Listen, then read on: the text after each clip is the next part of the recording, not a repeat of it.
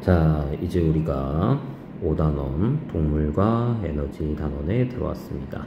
이제 동물과 에너지 단원이요 라고 얘기하시면, 내가 수업 시간에도 강조를 했지, 동물과 에너지 단원은 여러분들이 좀 힘들어한다. 왜 힘들어한다? 뭐요? 암기할 게 좀 많다 라고 했어요. 내가 수업 시간에 최대한 암기를 시키면서 진행을 했고요. 여러분들 또 이거 암기 안 돼 있으면, 이해 안 됐으면 이거 심플하게 다시 한번 보시고 이해하시고 암기해 주셔야 돼요. 자, 동물과 에너지 단원의 우리의 주요 목표는 뭐였다? 소화, 그죠? 그리고 순환, 그리고 호흡, 그리고 배설에 대해서 알아볼 건데, 그 전에 생물은 어떤 구성 단계를 가지고 있지랑 생물에서의 영양소는 무엇이지, 그 영양소를 검출하는 반응이 어떻게 되지에 대해서 먼저 공부를 하고 가는 시간이에요. 자, 생물이에요. 생물의 구성 단계는 뭐 단세포예요, 다세포예요는 한 번쯤 읽어보시고 이해하시고요. 자, 우리가 주요 목표는 여기서 뭐였다? 동물의 구성 단계였다. 동물의 구성 단계는 세포, 조직, 기관, 기관계, 개체 순이었다. 세포가 뭐였죠? 세포는 유사한, 아니지. 세포는 뭐다? 기본 단위다 라고 얘기를 하시는 거고요. 조직은 어떤 세포들이 모였다? 자, 조직은 비슷한 세포들이 모였다 라고 얘기를 하셔야 되고요. 선생님, 기관은 뭔데요? 기관은 여러 조직이 모였습니다 라고 얘기를 하시는 거고요. 선생님, 그러면 기관계는 뭔데요? 그 기관들이 모여서, 어떤데요? 연관계에서는 기관들이 모여서 우리가 기관계를 이루고 하나의 생명체가 됐구나 라고 하시는 걸 우리가 개체라고 얘기를 하시는 겁니다. 그래서 세포야, 조직이야, 기관이야, 기관계야, 개체야를 순서대로 암기해 주시면 되고요. 선생님, 식물은 뭐가 차이 나는데요? 식물은 기관계가 없죠. 뭐 소화계, 순환계, 조직계 이런 얘기를 하는 게, 소화계, 순환계, 호흡계, 배설계를 얘기하는 게 아니라 얘는 뭐다? 조직계가 있다. 그 대신에 뭐가 있다? 조직계가 있다. 아, 조직계가 있으면 식물이야, 기관계가 있으면 동물이야 정도를 비교 암기만 해주시면 되겠습니다. 그래서 다시, 세포는 뭐다? 기본 단위다 라고 얘기하는 거. 조직은 무엇이었다? 비슷한 세포들의 모임이었다. 그래서 뭐 근육 조직이야, 신경 조직이야, 결합 조직이야 이런 것들이 있는 거고요.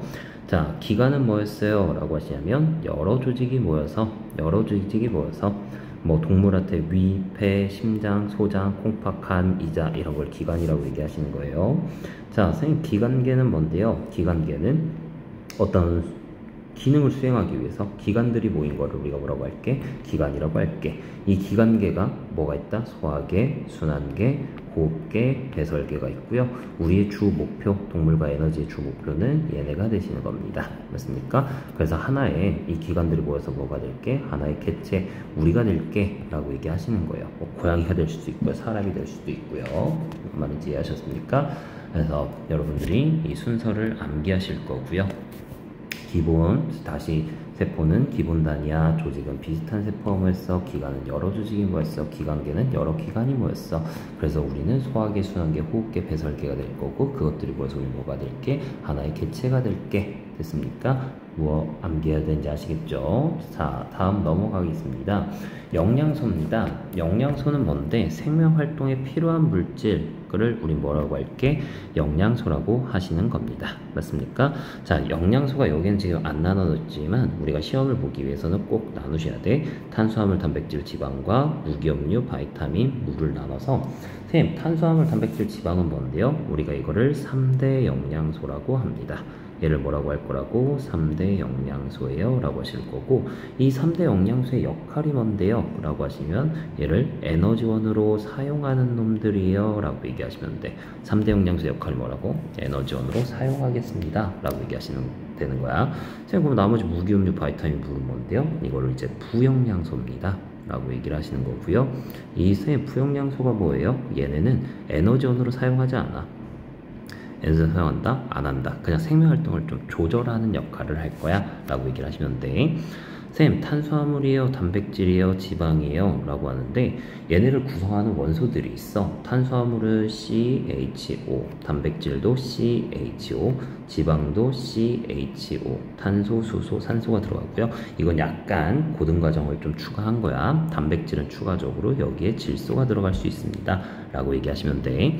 쌤, 탄수화물은요, 자, 우리가 영양소가 이제 몸을 구성한다는 거 아니야? 그지? 에너지를 생성하고 몸 기능을 조정을 한다라고 하는 건데, 그 몸 구성의 비율이 어떻게 되냐면, 조금만 더 갑시다. 몸 구성의 비율. 우리 몸에서 대부분을 차지하는 게 누구예요? 그죠? 물이 되는 겁니다. 선생님, 물 다음에 뭐가 많아요? 단백질이 됩니다. 뭐가 많다고요? 단백질. 선생님, 그 다음은요? 지방이 될 거고요. 선생님, 지방 빼야 돼요. 살쪘어. 선생님, 지방 다음은요? 무기염류예요 라고 얘기하시는 거고요.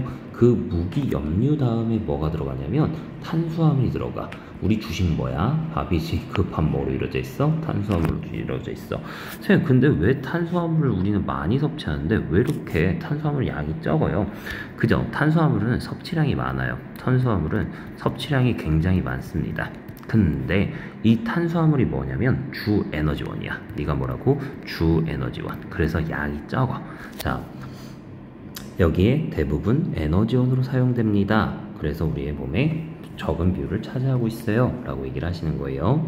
단백질은요, 몸을 구성합니다. 너네의 손톱, 머리카락 이런 것들 다 단백질로 이루어져 있는 거야. 그리고 뭐 생명활동을 조절할 거고요 라고 얘기하시면 되는 거고요. 지방은 몸을 구성하는 역할을 합니다.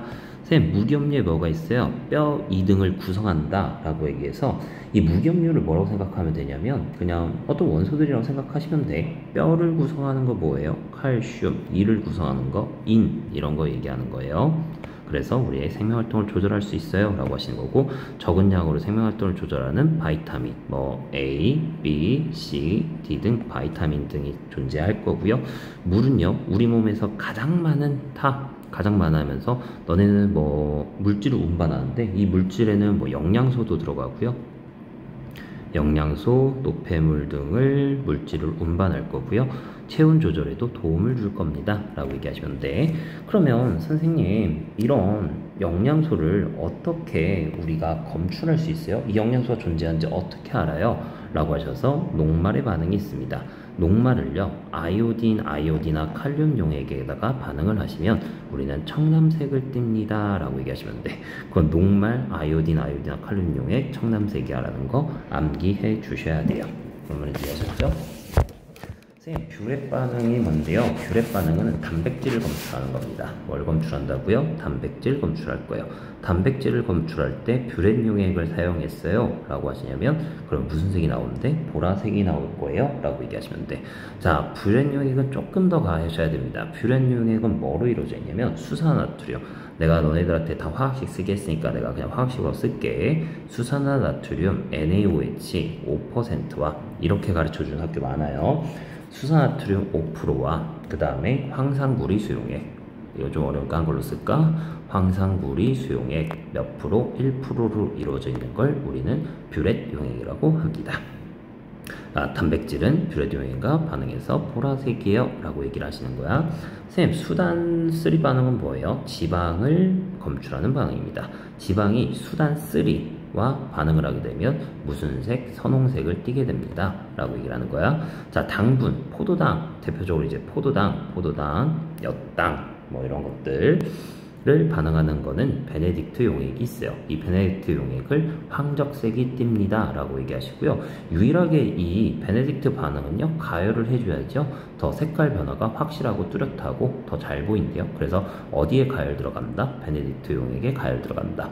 이게 특이하게 베네딕트 용액만 가열이 들어가기 때문에 가열해서 반응하는 거 누구야? 라고 하시면 당분, 포도당이에요 라고 얘기도 가능히 하셔야 됩니다. 무슨 말인지 이해되셨어요? 그러니까 이런 색깔로 뭘 하는 건데요? 이런 색깔로 과연 뭘 할 건데요? 자, 실험 하나만 보겠습니다. 자, A가 있고요. 어떤 A, B, C, 그리고 D 용액들이 있어요 라고 얘기할게. 이 A를 뭐라고 할 거냐면, A는 아이오디나 칼륨 용액이라고 하겠습니다. 그 다음에 B를 내가 인위적으로 베네딕트 용액이라고 하겠습니다. C를 내가 뭐라고 할 거냐면 수단3 용액이라고 하겠습니다. D를 내가 뭐라고 할 거냐면 뷰렛 용액이라고 하겠습니다. 아이오딘 아디와나는 무슨 뭐랑 반응? 녹말이랑 반응. 써줘야겠지. 베네딕트는 뭐랑 반응? 포도당이랑 반응. 수단 3는 뭐랑 반응한다고 했어? 지방하고 반응할게요.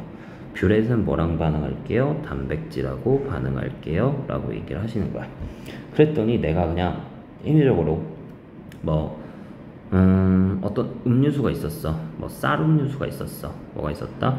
쌀 음료수가 있었습니다 라고 얘기할게. 자, 쌀 음료수를 각 A 수용액, B 수용액, C 수용액, D 수용액과 반응을 시켰더니 A에서는 청남색이 나왔던 거야.